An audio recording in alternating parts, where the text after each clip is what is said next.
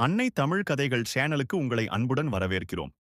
இன்று நாம் பார்க்கப் போகும் ஆத்திச்சூடி கதை மேன்மக்கள் சொற்கேள். நல்லொழுக்கமுடைய சான்றோர்கள் சொல்வதை கேட்டு நடக்க வேண்டும். இந்த உண்மையை உணர்த்தும் ஒரு அழகான வாழ்க்கை பாட கதையை இப்போது கேட்போமா?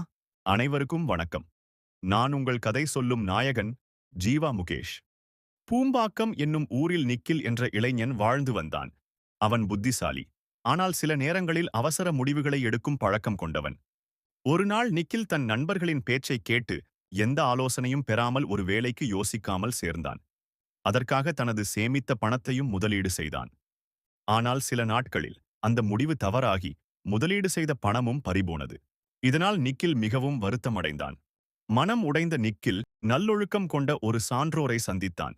அவர் அமைதியாக, "மகனே, அனுபவமும் நல்லொழுக்கமும் கொண்ட மேன்மக்கள் சொல்வதை கவனமாக கேட்டு நடப்பதே வாழ்க்கைக்கு நல்லது" என்று அறிவுரை கூறினார். அந்த நாள் முதல் நிக்கில் எந்த முடிவையும் எடுக்கும் முன் சான்றோர்கள் கூறும் அறிவுரைகளை கேட்டு நிதானமாக செயல்படத் தொடங்கினான். காலப்போக்கில் அவன் வாழ்க்கை சீராகி நல்ல பாதையில் முன்னேறினான். இந்த கதை நமக்கு சொல்லும் பாடம்: நல்லொழுக்கமுடைய சான்றோர்கள் சொல்வதை கேட்டு நடக்க வேண்டும். அதுவே நம்மை சரியான வழியில் கொண்டு செல்லும். அடுத்த முறை இன்னொரு ஆச்சரியமான கதையுடன் மீண்டும் சந்திப்போம். நன்றி, வணக்கம்.